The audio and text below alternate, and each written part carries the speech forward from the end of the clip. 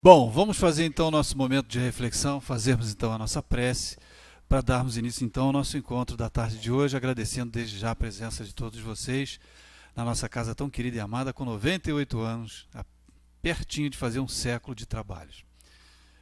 Deus, Pai de infinita misericórdia e bondade, Jesus, querido amigo e mestre, em seu nome, mestre querido, em nome de Deus Todo-Poderoso, agradecemos mais uma vez a oportunidade que estamos tendo na tarde de hoje, de recebermos um pouco mais das informações da tua doutrina, do teu evangelho, que os nossos irmãos da espiritualidade que aqui sempre vêm, que aqui sempre estão, possam influenciar positivamente a nós todos e principalmente a nossa irmã que fará uso da palavra. Obrigado mais uma vez pela oportunidade, que assim seja, mestre querido, em seu nome e em nome de Deus Todo-Poderoso. Que assim seja. Sueli. Como prometido, nós vamos começar com a nossa bichinha aqui, né? Que na semana passada ela estava lá, só que a gente, com pressa, a gente acaba não achando, né? As coisas. Tudo isso porque nós estamos falando de penas e recompensas. E a gente vê que na vida da gente, em todos os sentidos, em todos os pontos, nós não temos nenhuma recompensa se a gente não tiver uma luta. Né? A vitória, ela sempre vem após um esforço, uma luta, né? Uma batalha. E a vida na Terra, ela é uma bênção para todos nós, porque ela nos dá a oportunidade do resgate. A Terra, ela não é um vale de lágrimas, não é mesmo. Porque mesmo diante da dor e do sofrimento, a gente não precisa necessariamente ser infeliz. Né? A felicidade é um estado de alma e o estado de alma está diretamente ligado à compreensão dos fatos. Mas a gente reclama das nossas dores, dos nossos sofrimentos, dos esforços que a gente tem que fazer. Mas a gente não vai conseguir nada sem isso, né? A vontade é a alavanca da alma. Se nós não tivermos vontade de fazer as coisas, a gente não levanta da cadeira, a gente não sai da cama de manhã. Né? A gente tem que fazer todo um esforço, né? O próprio ato de se alimentar, né? Nós precisamos movimentar os nossos braços, pegar, né, no talher e levar até a boca. O copo, da mesma maneira. Então, a gente não é possível a gente fazer nada sem que a gente tenha que se movimentar, fazer algum esforço. Evidentemente que tem coisas que o esforço é muito grande, mas vale a pena. Bem, então nós vamos agora para o nosso texto, do dia de hoje, que é a natureza das penas e recompensa. Das penas e dos gozos futuros. Né? Aquilo que nós vamos ter. Qual é a natureza das nossas penas? Qual é a recompensa? Né? Qual vai ser o voo da nossa liberdade? Né? Como aconteceu aqui com a nossa amiguinha aqui, borboletinha, a lagartinha. Né? Então, vamos lá. Essa canetinha, a primeira, ela nunca passa, ela passa as outras. Estranho, né? Vamos lá. As penas e os gozos da alma, após a morte, tem alguma coisa de material? Né? A gente não consegue perceber como seria a vida sem a matéria, né? Sem as coisas, como seria a vida sem a cama para a gente deitar, a cadeira para sentar, o alimento para comer. Mas isso é só aqui. Isso é só aqui. Ah, não, mas eu li que tem lá. Tem comida, tem coisa no plano espiritual. Isso é mentalizado por nós. Isso é formado por nós. Não existe, né, como existe aqui. Isso aqui é uma cópia grosseira da dimensão espiritual. Então, está aqui a resposta dos espíritos. Não podem ser materiais desde que a alma não é de matéria. O próprio bom senso diz: essas penas e esses gozos nada têm de carnal e, por isso mesmo, são 1000 vezes mais vivos do que os da terra. O espírito, uma vez desprendido, é mais impressionável. A matéria não mais lhe enfraquece as sensações. Olha que resposta interessante quando a gente fala assim, morreu, descansou. Quem disse que descansou, né? Se for um espírito justo, também não vai descansar, porque vai trabalhar.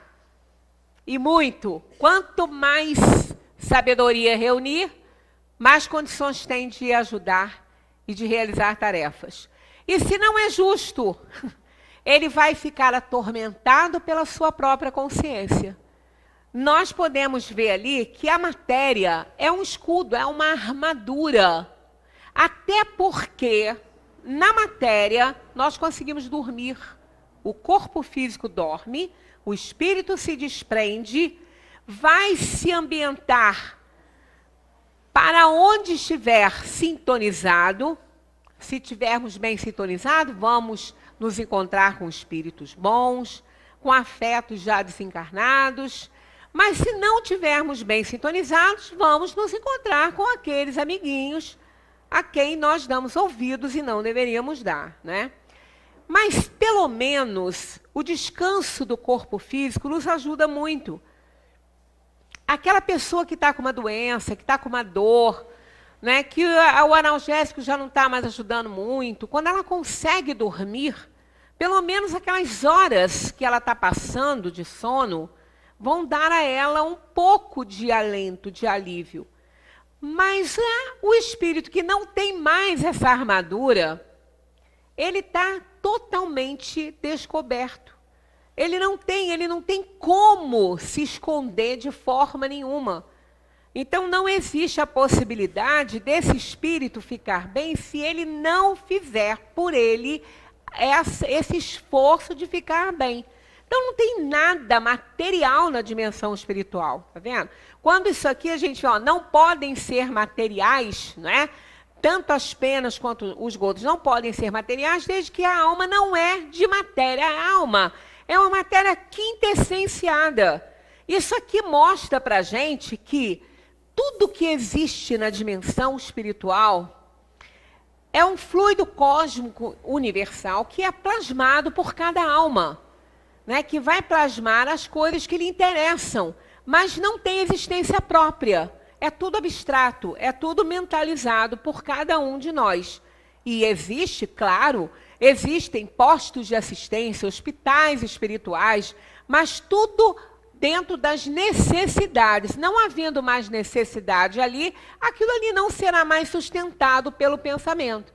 Né? Não é muito fácil da gente compreender isso, porque nós estamos muito atrelados às coisas da matéria, às coisas materiais. Mas é assim que as coisas funcionam na dimensão espiritual. Por que o homem faz ideias tão grosseiras e absurdas das penas e dos gozos da vida futura? Porque a gente faz, né? A gente faz uma ideia muito absurda, às vezes, do sofrimento, né? Principalmente aqueles que acreditam num fogo eterno que nunca existiu, né? Que não tem a menor possibilidade de existir, até porque eternidade, né? Vai sofrer por toda a eternidade, isso não tem fim.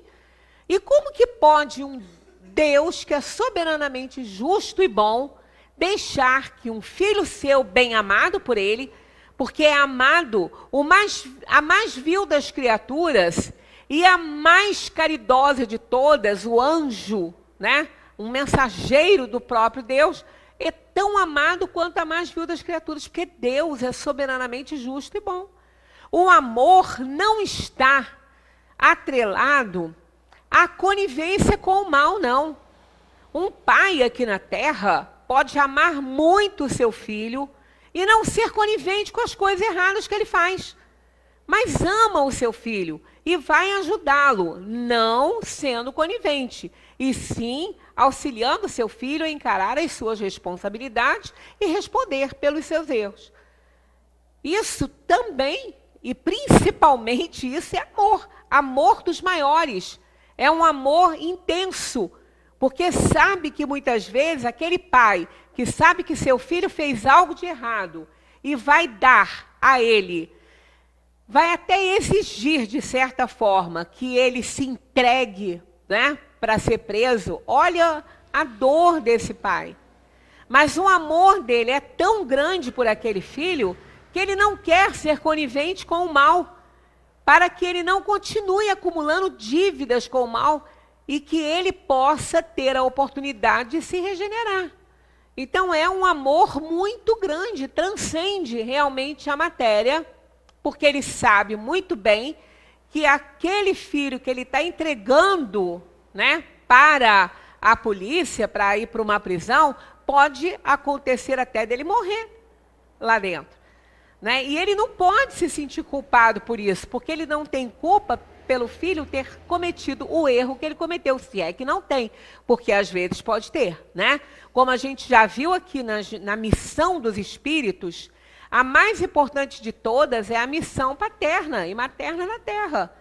Que nós somos os anjos encarnados, os anjos protetores encarnados dos nossos filhos. Então temos o dever de fazer por ele tudo que estiver ao nosso alcance para ajudá-lo. Aquele que for muito relapso realmente vai ter parcela de responsabilidade nos erros dos filhos. Não vai ser culpado, mas ele vai ter parcela de responsabilidade, né? Então, o pai, que é soberanamente justo e bom, jamais iria nos aplicar uma pena eterna, uma pena para sempre, faltar com o perdão que ele nos ensina, né, que devemos ter com o nosso semelhante. Então, de forma que não podemos ter essa incoerência toda, né? Então, por que o homem faz essas ideias tão grosseiras? Ó, a inteligência ainda não suficientemente desenvolvida. A criança compreende da mesma maneira que o adulto, não é? Uma criança, quando teima em fazer alguma coisa, o pai está falando que não pode, ela tenta explicar para a criança por que não pode. O adulto que estiver do lado vai entender, mas a criança não vai entender da mesma forma. Aí vai para a cadeirinha do pensamento, vai para o quarto de pensar, ela vai ficar revoltada ainda assim, porque ela não entende aquilo que está sendo feito, né, que está sendo falado com ela. Fica lá por obrigação. Alguns, às vezes, aceitam, outros ficam até mais rebeldes por não compreenderem a situação. Aliás, isso depende também do que se tenha ensinado. É nesse ponto que há necessidade de uma reforma. Quantas vezes eu lembro, às vezes, na minha vida, de coisas que eu aprendi, né, que Deus era. Né, que castiga, que vê o tempo todo, né, as coisas que a gente está fazendo e que nos castiga por cada coisa que a gente estiver fazendo, a gente vai crescendo com medo de Deus, com pavor de Deus, né, e aí passa a ser um adulto que não tem amor por esse pai que castiga, ele tem medo. Né, assim como aquele filho que tem aquele pai autoritário, que tudo nega e não quer conversar e não quer entender, esse filho ele vai ter medo no lugar de ter respeito e amor pelo pai, ele vai ter medo. Ainda vai ter um drama de consciência porque não vai conseguir amar esse pai. E ele entende que deveria amar. Então, eu que tive longos tempos aí, né, lidando com adolescentes, passei muito por isso, muito. Filhos totalmente desequilibrados por não amarem seus pais. Porque eles entendiam que eles tinham que amar. E ele não encontrava razão para amar. Ele encontrava razão para temer. E isso acontece conosco também. Muitas vezes a gente não encontra razão para amar a Deus, e sim para ter medo dele. Então depende daquilo que nos é ensinado, daquilo que passam para nós. Vossa linguagem é muito imperfeita para exprimir o que existe além do vosso alcance. Por isso, foi necessário fazer comparações, sendo essas imagens e figuras tomadas com a própria realidade.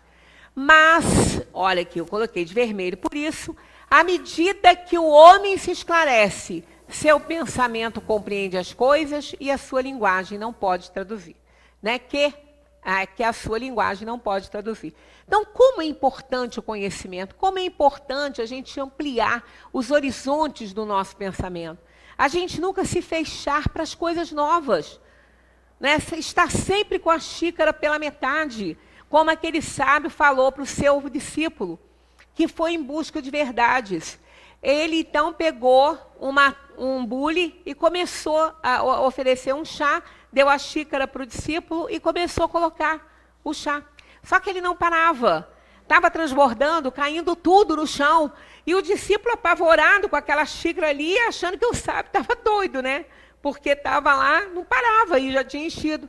Aí ele chamou a atenção e falou assim, mestre, já encheu. Ele falou, pois é. É exatamente assim que você se encontra, transbordando de conceitos, e não existe lugar que você possa determinar para receber os meus conceitos, aquilo que eu tenho para te ensinar. Então, volte quando a sua xícara estiver pela metade. Então, é isso que acontece com a gente. Né? Nós precisamos ter mais tranquilidade, ser mais abertos para ampliar. Às vezes a pessoa fala assim, ih, você está falando reencarnação, não quero nem ouvir isso, que reencarnação, vocês não querem nem ouvir. Por que não quer nem ouvir? Qual é o problema? Tem medo de quê? Né? Acreditando ou não, ele vai reencarnar, mas ele tem medo de que ele não quer nem ouvir. Eu acho interessante essa resposta que as pessoas dão. O quê? Eu não quero nem ouvir isso. Por quê? A gente tem que ouvir tudo. A gente tem que tomar conhecimento de tudo e fazer a triagem, analisar, colocar tudo à luz da razão. Não é? Esse é o objetivo, é o grande objetivo. Se após a gente ouvir os conceitos, a gente não estiver de acordo, realmente não concordar, e tiver argumentos contra, ótimo! Ninguém é obrigado a ser reencarnacionista. E não é por isso que não vai reencarnar. Vai reencarnar com todo mundo. Mas não precisa acreditar nisso, não. Qual é o problema de não acreditar em reencarnação? Né? A gente tem ateus muito mais religiosos que muitos religiosos. Então, qual é o problema de não acreditar em Deus também? Eu não quero acreditar em Deus. Qual é o problema de não acreditar em Deus? Precisa não. Não precisa. Tem que ser ético. Tem que ser bom. Tem que ser honesto. Tem que ser correto. Isso que importa, porque não adianta acreditar em Deus que o diabo também acredita. Então, acreditar em Deus não é vantagem para ninguém. Agora, acreditar em Deus e seguir os rumos que ele estabelece para a vida, aí é tudo de bom. Né? Mas aquele que não acredita e segue, faz direitinho, né?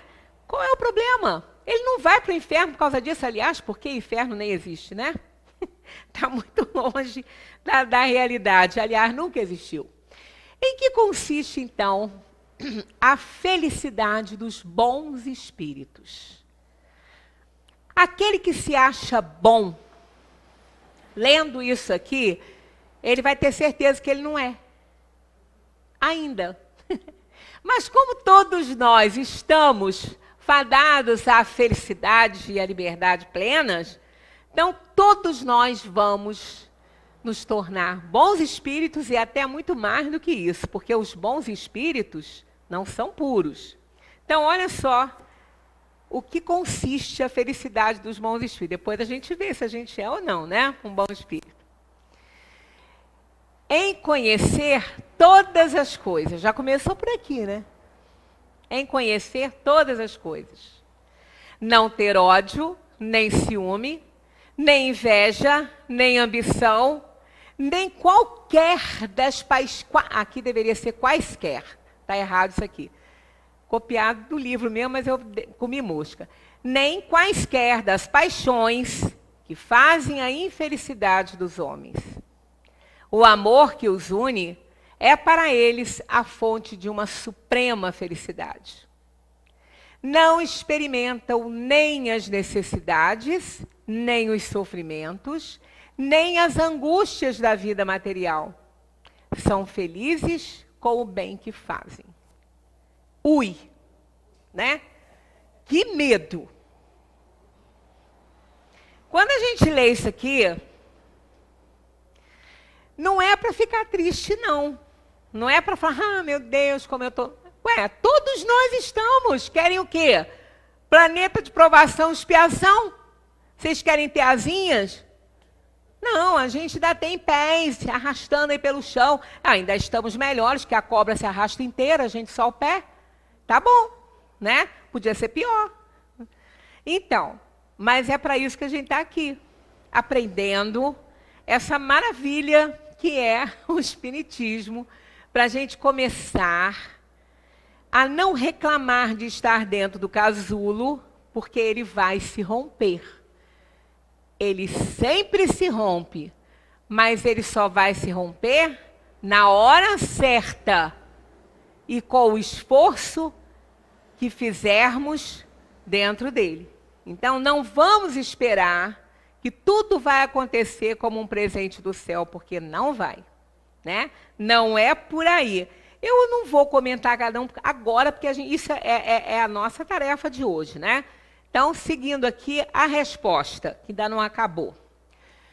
De resto, a felicidade dos espíritos é sempre proporcional à sua elevação. Porque os bons espíritos não são puros ainda. Olha só, tem tudo aquilo lá e ainda não é puro. Então, a gente está bem longe ainda de um espírito puro. Porque de ser bom a gente já está, né? Eu não estou falando você, estou falando eu, né? Eu estou longe. Então, de ser puro, então, nem se fala, né? Somente os espíritos puros gozam, na verdade, da felicidade suprema, mas nem por isso os demais são infelizes. Não é por isso que nós estamos num planeta de provação e expiação, que a gente não conhece todas as coisas, né? Que a gente ainda tem ódio, ainda tem ambição, ainda tem vaidade. Não é por isso que a gente vai ser infeliz. Claro que não. Podemos ser infelizes se a gente quisesse colocar numa situação assim. Mas isso não é motivo para a gente ser infeliz. É apenas um alerta para mostrar, olha, você precisa melhorar nisso aqui, para você alcançar um pouco mais de felicidade. E qual é a felicidade? É a paz interior. Porque ninguém consegue uma paz interior, ninguém consegue ser feliz fazendo mal para os outros, prejudicando o semelhante, né? Sendo ignorante, não sabendo de nada, não sabendo como as coisas funcionam. As pessoas ficam infelizes. Uma pessoa que não sabe ler, ela não consegue pegar uma condução, coitada. Ela não consegue ler o letreiro do ônibus. Isso é um estado de infelicidade também, né? Ela está aprisionada na própria ignorância. Ela não consegue ler um livro, ela não consegue ler uma receita, ela não consegue ler uma caixinha de remédio para ela tomar.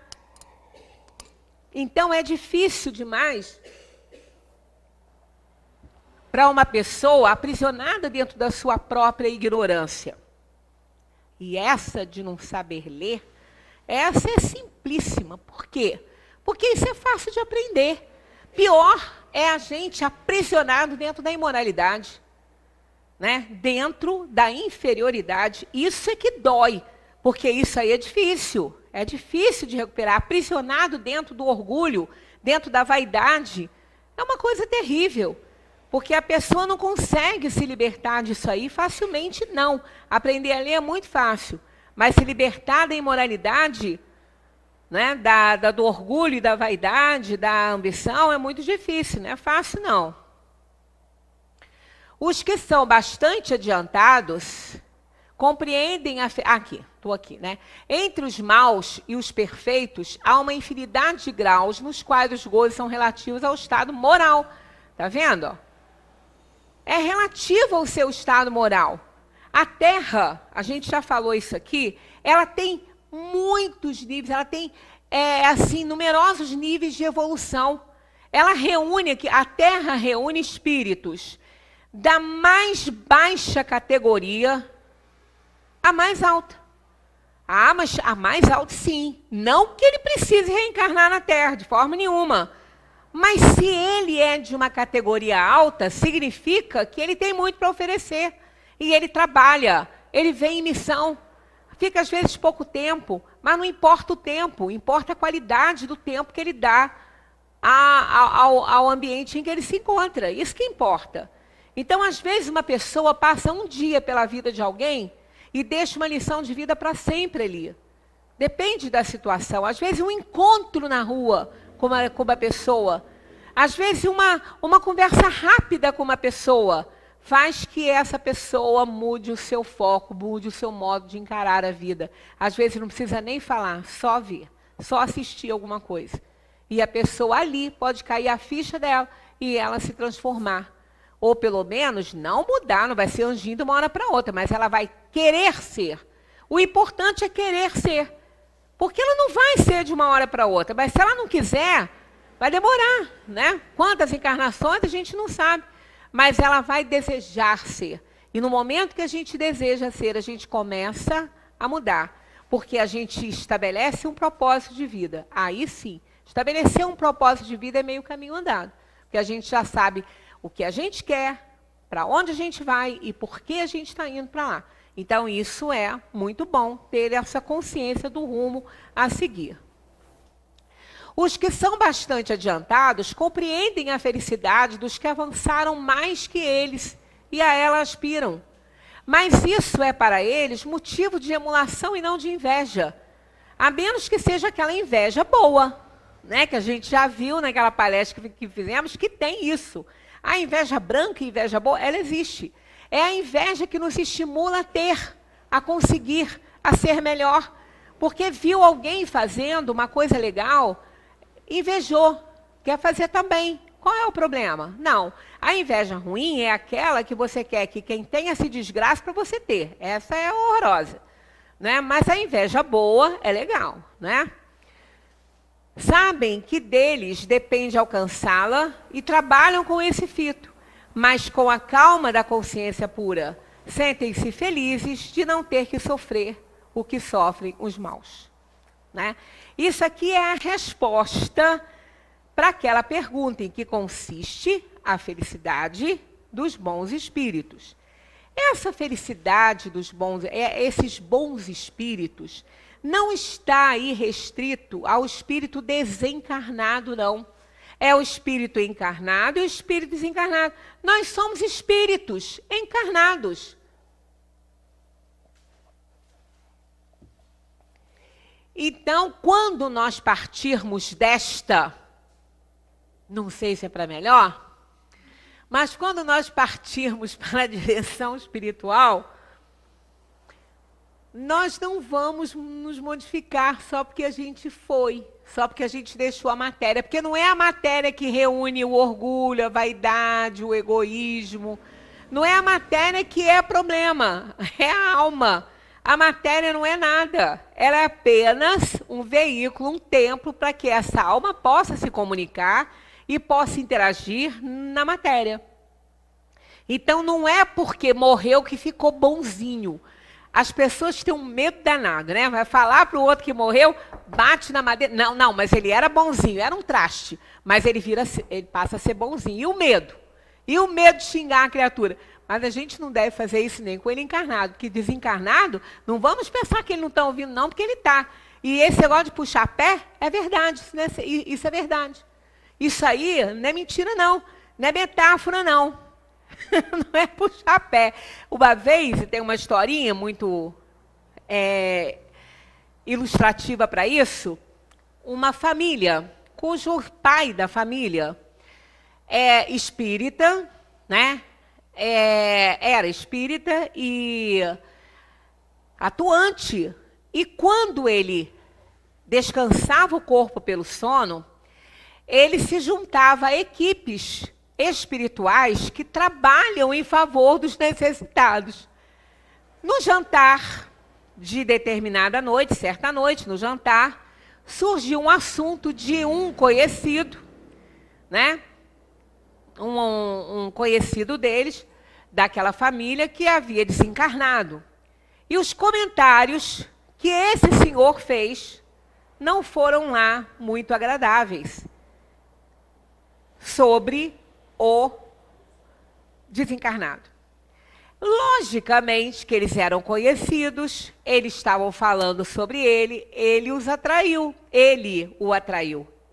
Ou não, ele, o dono da casa, atraiu essa alma para perto. E mesmo que não tivesse atraído para ali, ligou-se com o pensamento e essa alma, então, inteirou-se do assunto que estava sendo conversado sobre ele e não gostou. Não haveria de gostar mesmo, porque as coisas não eram muito boas que estavam sendo ditas. Tudo bem. Ele permaneceu ali, junto, fluidicamente, daquele irmão, daquele amigo entre aspas, né? Que estava falando mal dele. Quando ele tentou desligar-se pelo sono do corpo, não conseguiu. Por quê? Porque aquela alma desencarnada, aquele espírito, ficou prendendo ele no corpo. Não deixou ele sair. Fluidicamente, evidentemente, né? Magneticamente, prendendo ele ali. Não deixou que ele se emancipasse do corpo. Então ele, meio que acordado e dormindo, não sabia o que estava acontecendo, não conseguia. E era um pesadelo horroroso, né? Como ele não compareceu ao grupo de assistência naquela noite, o grupo começou a questionar, mas fulano não veio, fulano não está aqui, vamos, o que está acontecendo?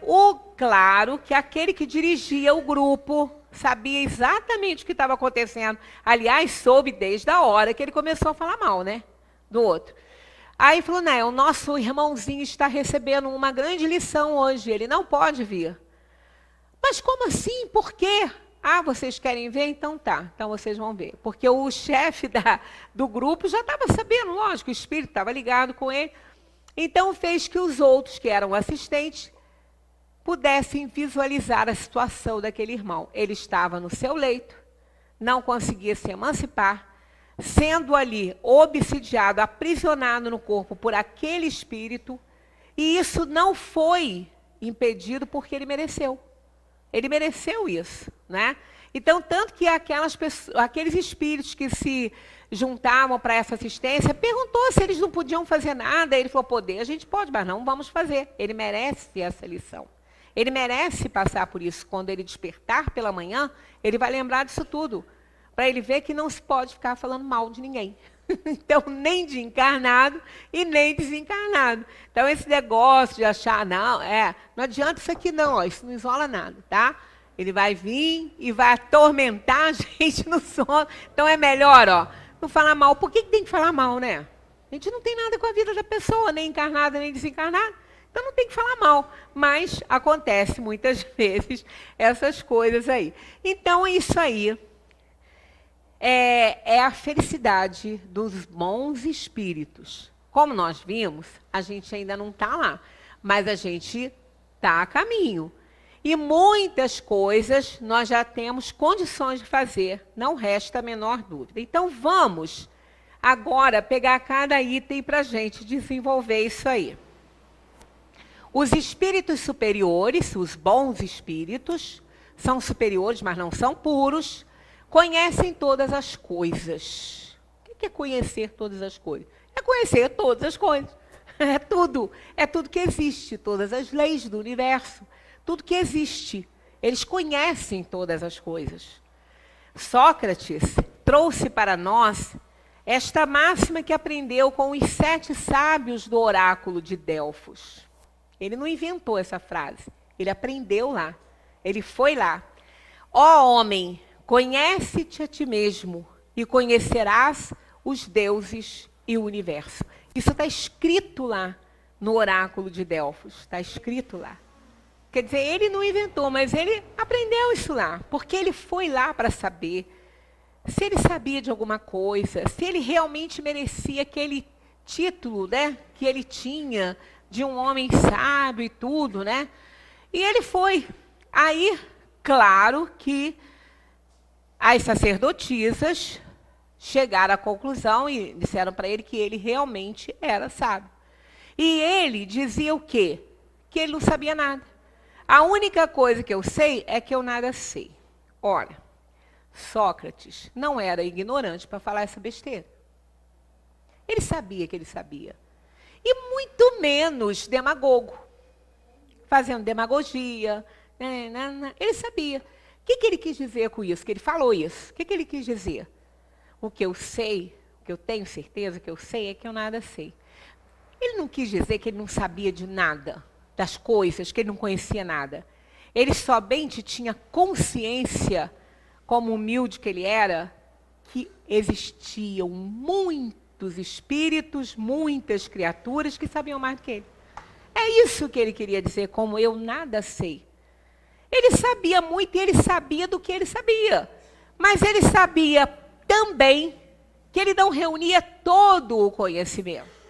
Que existiam outras criaturas que sabiam muito mais do que ele.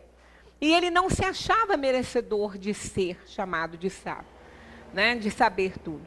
Então era só essa, o que ele quis dizer com isso. Não é que ele não sabia nada, ele tinha consciência do que ele sabia. Mas que ele sabia também que tinha muita gente acima dele, com conhecimentos muito maiores do que, né? Disse, pois, Jesus aos judeus que haviam crido nele: se vos permanecerem na minha palavra, sois verdadeiramente meus discípulos, e conhecereis a verdade, e a verdade vos libertará. Olha, gente, se nós formos observar quanto a gente às vezes se liberta por conhecer, por receber uma explicação de algumas coisas, né? As pessoas que realmente não sabem ler, quando elas aprendem a ler, é uma felicidade, é uma libertação. O mundo se revela, né? E não é difícil a gente saber qual é a sensação de alguém que não sabe ler na vida, não. Basta a gente ir para um país que a gente não conhece o idioma. Chega lá, não sabe pedir nenhuma água, a morrer seco, né? Se não ficar fazendo mímica. E o pior de tudo é que as pessoas falam pausadamente, é tão engraçado, como se silabar a palavra fosse fazer a criatura de outro idioma entender o que você está falando. É muito engraçado isso que as pessoas ficam falando devagar. Não vão entender nada. Então a gente fica como... É assim que uma pessoa se sente quando ela não sabe ler. Porque você chega num lugar, você não sabe ler um cardápio, você não sabe conversar, você não sabe nada. Né? Aí você pega, estuda um pouquinho, não precisa ser muito não, do idioma daquele país que você vai viajar, já começa a abrir um pouquinho, você já não se sente tão aprisionada na sua ignorância, já consegue se virar. Né? Então a gente vai vendo que as descobertas que a gente vai fazendo, o conhecimento, vai nos ampliando, vai nos mostrando como é bom a gente conhecer e vai nos libertando das amarras da ignorância. Isso acontece em todos os pontos, em todas as circunstâncias, com tudo isso ocorre. Tanto na parte moral quanto na parte material, a gente consegue, né, bons resultados quando a gente começa a conhecer as coisas.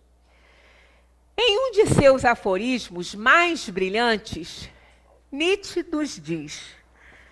Olha que interessante como vem ao encontro, né, do que a gente aprende. Somente quando o homem tiver adquirido o conhecimento de todas as coisas, poderá conhecer-se a si mesmo. Porque as coisas nada mais são que as fronteiras do homem. Isso é muito verdadeiro, né? Quanto mais a gente conhece, mais a gente vai conhecer. Porque tem coisas que a gente não conhece, estão na fronteira para serem conhecidas, para serem descobertas por nós. E como somos imortais, né, nós vamos sempre ter algo para aprender. Eternamente nós vamos aprender. Sempre. Né? Então, temos sempre o conhecimento de todas as coisas, é a fronteira da alma, né? A fronteira que está ali. Sempre vai existir algo que a gente possa conhecer. A humildade é condição fundamental para o conhecimento de si mesmo. O homem que considera sua razão infalível está bem próximo do erro. É o que Sócrates dizia, ele era humilde nesse sentido. Ele sabia muito, mas ele também sabia que tinha muitos acima dele. Então isso é ser humilde, isso é saber do seu potencial, mas não se achar o melhor de todos. Porque sempre tem alguém superior a nós, como também tem alguém inferior a nós. Isso faz parte, né, dessa humanidade que a gente tem aí, não só na Terra, quanto no universo, né? No universo inteiro. Se você não se conhece, seguirá o caminho do rebanho. Olha, isso aqui é muito importante. Isso aqui é muito importante. Aquele que não sabe nada, ele vira uma Maria, vai com as outras. Ele fica assim, aham, tá, pode ser. Ele não sabe, ele não tem argumentos, ele não sabe, então ele vai com o rebanho. Ele vai com aqueles que estão indo. E nem sempre, que há aquele ditado, a maioria tem razão. Depende. Isso não é uma regra. Você pega uma maioria de tolos aí, uma grande quantidade de tolos e bota um sábio. Só porque tem uma grande quantidade de tolos, eles não vão dizer tolices? Claro que vão. Né? Então, esse negócio de que a maioria tem razão, isso é bobagem.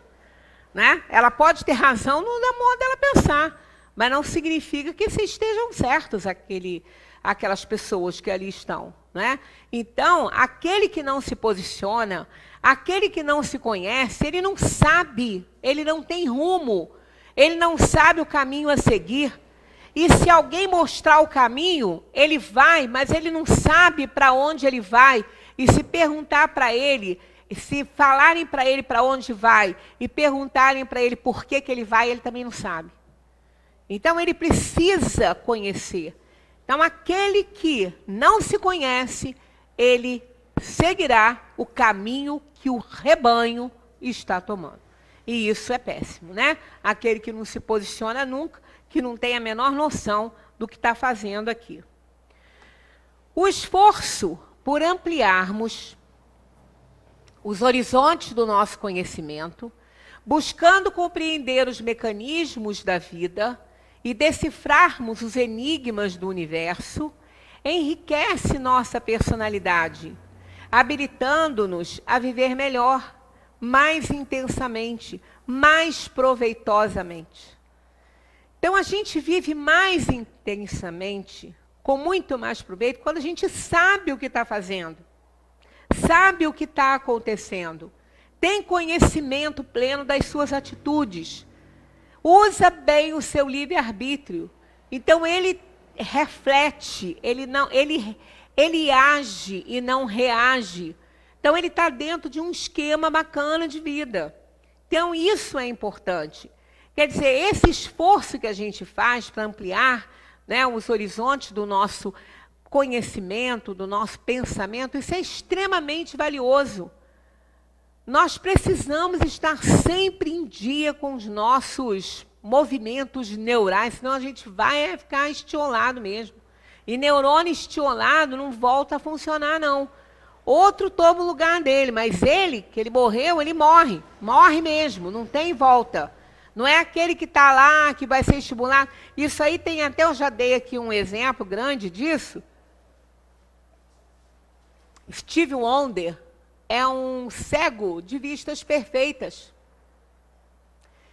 Ele nasceu com uma doença chamada cristalino opaco, que naquela época ninguém conhecia isso. Ninguém sabia da existência dessa doença. Mas eles constataram que ele não enxergava. Então, o teste dos olhinhos, né, do olhinho que as crianças fazem na maternidade, saber se ela está enxergando. Por quê? Se ela não tiver, vamos fazer os testes para ver se ela não tem cristalino opaco. Se tiver, é um procedimento rápido, vai fazer, vai desobstruir e ele vai enxergar normalmente. Mas o que ocorre quando não é visto, quando não tem conhecimento dessa doença? Os neurônios responsáveis pela visão vão morrer, porque eles não são estimulados pela luz. Eles não recebem luz, eles não se estimulam, eles morrem. Aí não tem jeito, não adianta. A vista é perfeita, mas o cristalino não é afetado pela luz, porque os neurônios morrem e a luz não passa, eles não conseguem enxergar. E nunca mais aquilo ali vai ser recuperado. Então, a pessoa fica deficiente visual para o resto da vida, uma coisa que poderia ter sido corrigida. Então, quando a gente não ativa neurônios, como a gente não pensa, quando a gente não trabalha a nossa cabeça, nosso cérebro, eles vão morrendo, eles vão estiolando. Sem contar que, com isso, a gente não fazendo isso, a gente não pensa como deveria, a gente não faz as reflexões que deveria, a gente não argumenta para si mesmo as coisas. E não amplia os horizontes, fica ali, ó, fica estagnado. Então, é uma pena que nós temos neurônios para viver 400 anos. Mas a gente não vive 400 anos. Mas Deus é sábio. Sabe que a gente vai matar muitos deles durante a vida. E tem muito neurônio para tomar seu lugar, o lugar dos outros. Mas se a gente não fizer um esforço, não vai resolver nada. Né? É como a questão da inteligência. Hoje, no programa, na terça-feira, tem aquele neurologista, né, que fala no programa da Fátima Bernardes, Encontro, e ele sempre dá umas explicações muito boas, e ele deu uma explicação que a gente já teve oportunidade de trabalhar isso aqui, como que a inteligência se desenvolve. Então, foi perguntado a ele se a inteligência ela é herdada dos pais.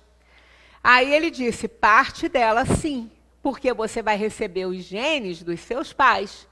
Então, se eles são inteligentes, você está recebendo bons genes, mas é só uma partezinha, porque a grande fatia do bolo você vai ter que se esforçar para desenvolver.